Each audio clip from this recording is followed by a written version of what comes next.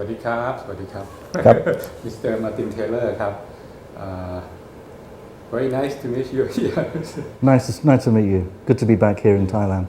And before I start the interview, can you just play some song? Yeah, I'll just play a blues. Okay. I'll play a blues. I'll keep it very simple, pretty simple at the beginning, and then I'll start to add some things. Right. So it's kind of improvised from my top of my head.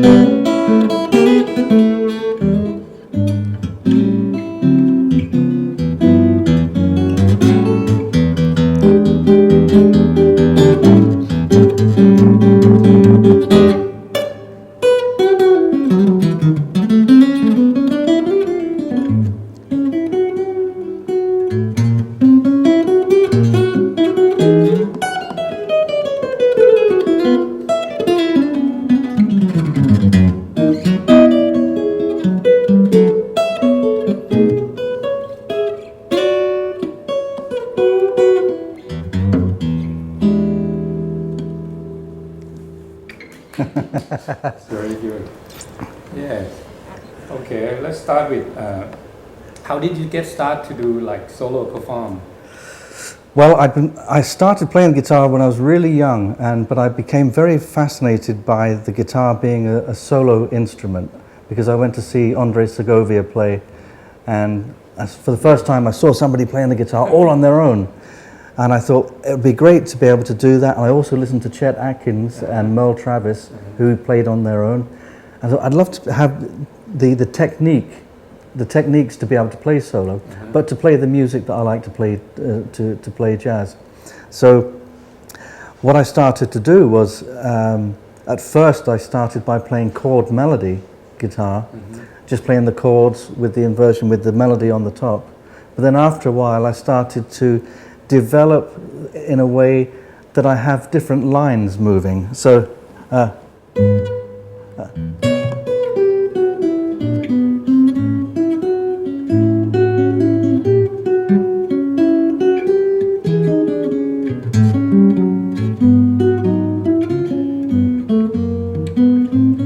so there's like three different lines moving. There's the bass, there's the top line, and then there's another line in the middle, and I improvised. That was all improvised, so I can move those three lines together. Yes, I checked your guitar academy. Ah, yes. And then I also got books. Oh, for okay. a long time. And your lesson for the beginners is you focus on like moving 10 Yes. and moving 7. Yes. And that's the key of the combines like the bass and the third and the It is. seventh. You see, what happens is, with the guitar, we're very fortunate with the guitar. It's not like learning to play the violin or a trumpet. You play violin for the first year, it sounds terrible because you have to learn how to get the sound from it. With a wind instrument, it takes a long time before it sounds good. It sounds horrible for a long time. With the guitar, even that sounds nice on a guitar. So you learn some chords. Even just playing that, and you learn the finger style.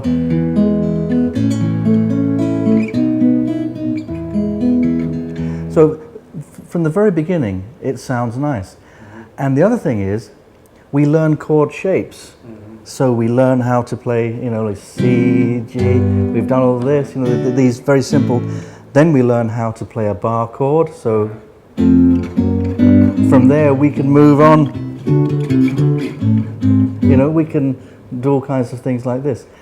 So the fact that we can we can approach the guitar with shapes is very good because it gets us started.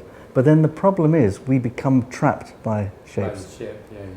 And then all guitar players will tell you that they reach a point where they say, oh, I'm fed up with playing because every time I play the guitar, I play the same thing because they can't break out. So what I do for guitar players that have already been playing enough that they have these shapes is I say, okay, now this is how you break out of the shapes. Instead of thinking of these chords as shapes, think of them as what they are. So here's like A chord, A major. What is that? That's the root note, the 1, 5, 1 again, the third, which is actually the 10th because it's one octave higher. So then that's the first interval. I say, well, just play those notes. Don't play all the other notes. Just play the bottom note, the root note, and the 10th. Now play a scale with that.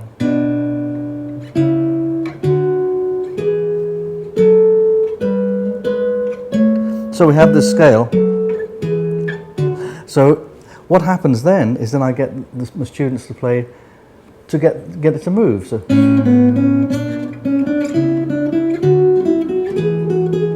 or you can do it with the bass. Then we start to add the third. Then we start to add the seventh. Get that moving. So what's happening now, we can see, rather than just playing mechanically with where our fingers go, we then understand. So we can then analyze every chord and say, well, why is that chord like that? So it's really taking everything down to the very basics and then building it back up. And when you build it back up, you then go back to the shape again. But now you understand the shape. So how come you come up with this idea? Because I read your book that you are like self-taught. Yes. And that's amazing that you can come up with so many ideas. Well, not really, because when I started to play the guitar in the 60s, and a lot of my friends started to play the guitar at the same time, you couldn't study jazz guitar. You couldn't go to a college and study jazz guitar. You couldn't study rock guitar at a college. You couldn't study blues guitar. The only guitar you could study at a college was classical. So unless you had somebody that could teach you nearby, you just had to find your own way. And what we did, my friends, we just used to sit and listen to records, or listen to the radio, or put the TV on and play along to the TV. So that's how we learned to play. And it was very good because what it did is we had to use our ears. So we developed very good ears. So for the first 15 years that I played the guitar, I never read music. I didn't need to because it wasn't until I joined the band and they said, well, we play arrangements, so you need to learn how to read. So then I learned to read. But it's better to learn, so this is what I do with all my students, because very often now guitar players, they immediately say, oh, just give me the tab and then I'll learn it. You see? And I said, no. Well, you can have that as a reference, but I want you to learn to listen, so that you can hear an interval, so you know the difference between a major 10th and a minor 10th. You can hear the sound. You know the difference between a major 7th and a dominant 7th. So it trains the ear.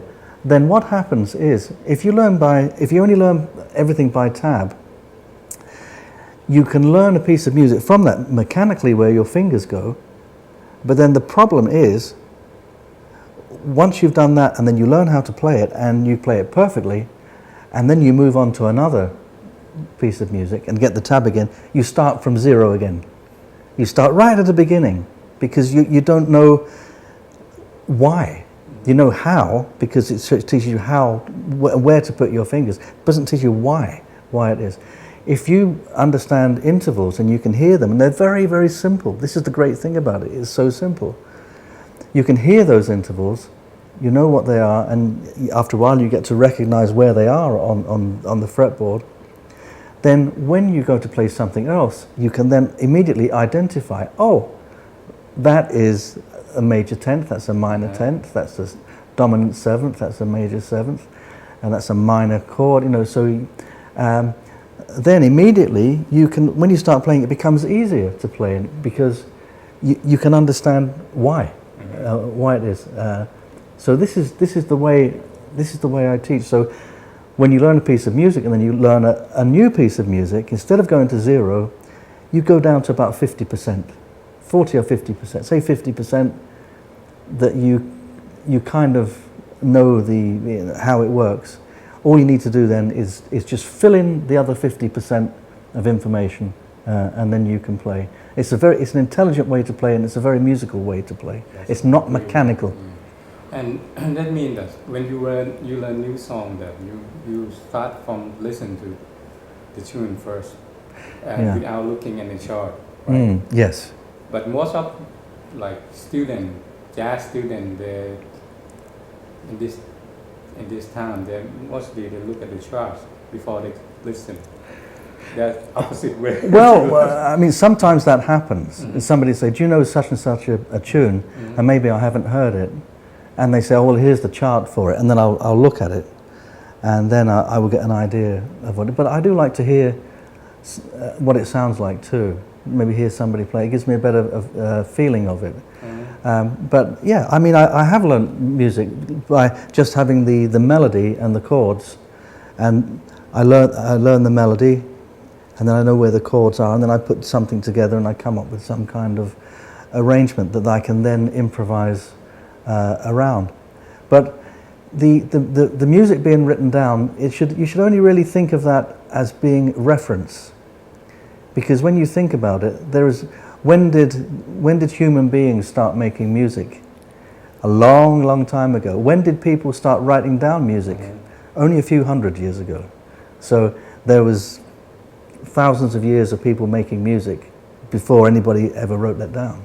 Okay, and let's say I'm Asian. I'm from Thailand. Okay, never listened to any jazz when I was a kid. I'm never grow up with any type of Western music or any jazz music, and then when I become teenage, I listen to jazz, and it's totally different from where you come from. Yeah. Actually, you listen to jazz since you was young, right? Yes.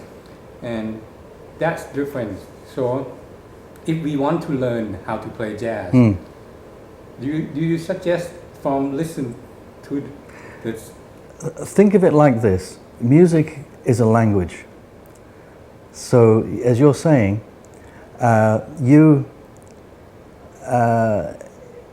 if you didn't understand English and you heard me speaking, you wouldn't understand what was going on. You have to learn that language of English. Or if I don't know Thai, so if I want to learn what you're saying in the language, I have to learn the language, and it's just the same. So it's language, and it's different languages. So you have jazz. That's like, okay, jazz. That's the English language, and then something else. That's the Thai language. So we can find lots of things where we meet together. Sometimes, if you've ever been with somebody and they don't speak your language, and they don't speak your language, you don't speak their language, but you might be in a room together, you'll find a way to communicate, because we're human beings. So we find a way. So there is that human language, and music is just the same. We find that common ground. So if I was to play with, I don't know, maybe if I played something with Thai musicians playing traditional Thai music, maybe I could learn that language, that musical language, and play something that kind of made sense. Okay, let's say I'm also a guitarist, jazz guitarist too. Like when I was studying, most of my teachers tell me that I have to learn like the outline of the form of the song. Yes. So that's still very important for you too? Oh yeah, of course it is. Yeah, but I don't rely totally on the music. There's something when when you learn from the music and you can pay too much importance to it, and you can also become addicted to it. Yeah. So you say, oh, I've known musicians, and very good musicians, who you say, well, let's play such and such a tune. They go, okay, and they get the book out, and you say, but you've played it hundreds of times. Can't you remember how it goes? And they become, it's like a comfort. They think they need to have that. Yeah. And actually, a friend of mine, a guitar player, was like that. He always had this book that he carried with him. And one day, I just took the book off of him, and I said, you've been playing the guitar for 30 years. I'm taking your book away. And I took it away. I said, now let's play. And I broke him of that habit. But yeah, it's very good to read music. I think it's really important, because it's very important for communication. So if I write a piece of music and I think, you say, oh, I'd like to play that. I can say, well, there you are. So it's like learning the news, reading about the news. You say, well, I wonder what happened. So, oh, read it. It's in the paper, or it's on the internet, and you can read. So it's a tool, but it's not where music comes from. Music comes from here. So agree with that. So in your guitar academy, you first start with play 10, play the interval 10, 7, and then at the bass line. That's for the beginner. I guess if students get better, they can pass to each lesson until they combine everything together. So the key of combines those elements together. Yes. It's very hard to do on the internet. Well, the great thing about the site is that it's interactive. So students can submit a video to me at any time, and then I can help them, and then other students help each other too. But those early lessons with the intervals, rather than just getting the students to play scales and exercises, I say make up a melody. So when you learn the tenths, I say make up a melody with that.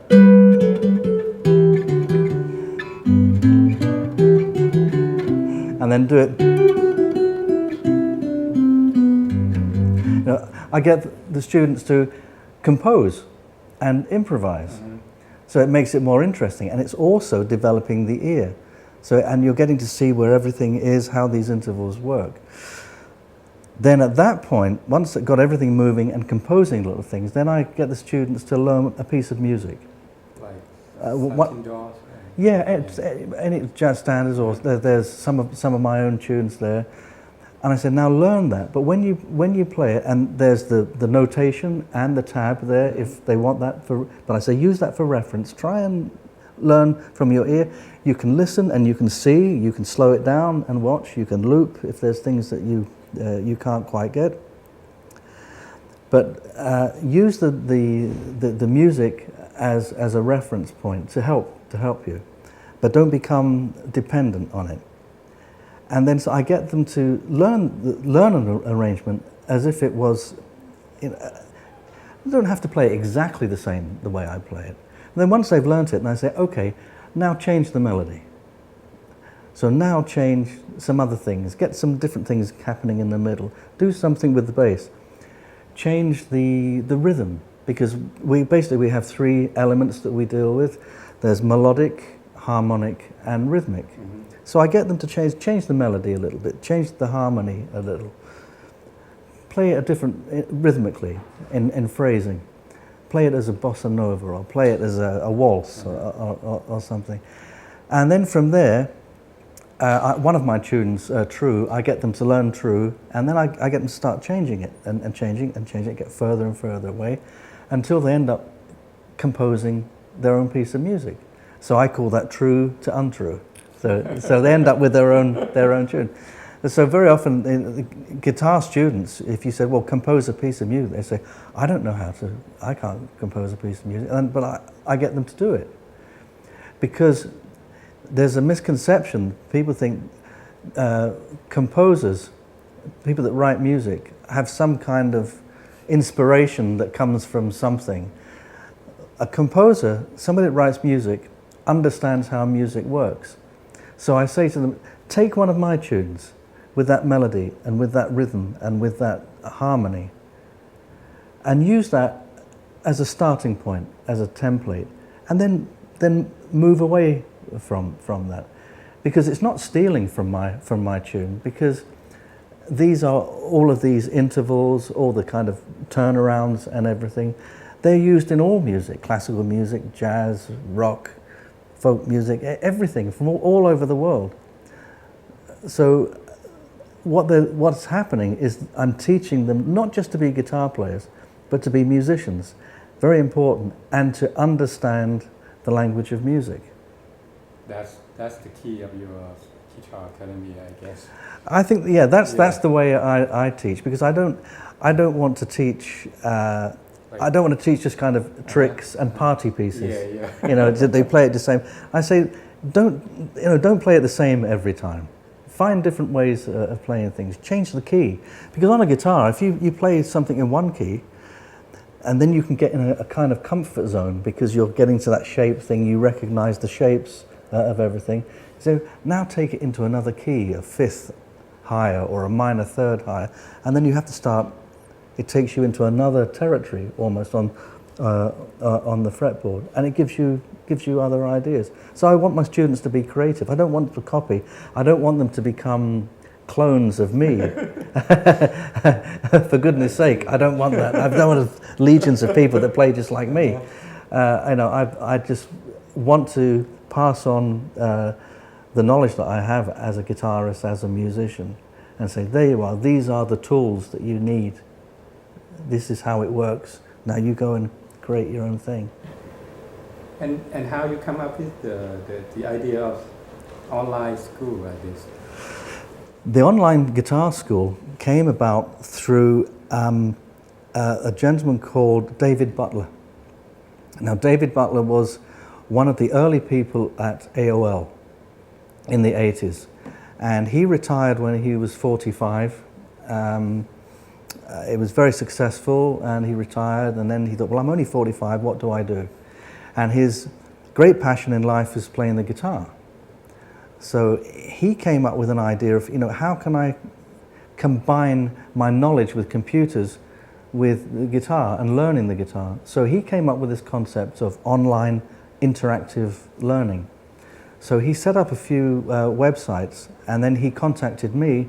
He said, would I like to have a guitar school online? And he explained, at first when he explained it, I couldn't understand how it worked. I said, well, I can't film because I'm touring and I don't know. He said, oh no, I'll show you how it works. And when I saw it, because also I'd never taught before, because I'd never been taught myself, so I didn't know, how do you teach someone to play that? I don't know. So it was very good for me, because I then had to analyze for the first time in my life what it is that I do, and